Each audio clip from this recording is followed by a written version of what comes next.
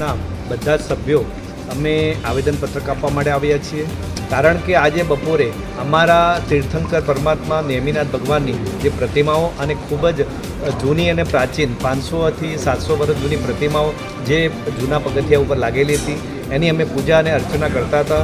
આજે અમારી આસ્થા ઉપર એકદમ પુરાઘાત વાગ્યો છે, કારણ કે આ પરમાત્માની પ્રતિમાને અમે પૂજતા હતા અને આજે એ ટ્રસ્ટ દ્વારા એમને કોઈ જાણ કર્યા વગર જ આ પ્રતિમાઓને બધી કાઢી અને એક જગ્યાએ બધી જર્જરિત હાલતની અંદર મૂકી દીધી છે.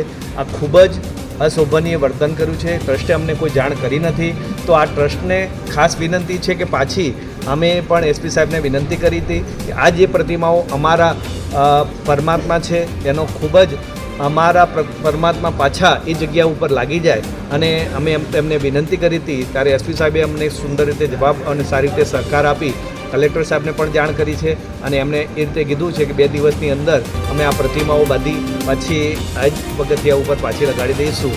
આ રીતે અમને આશ્વાસન આપે છે.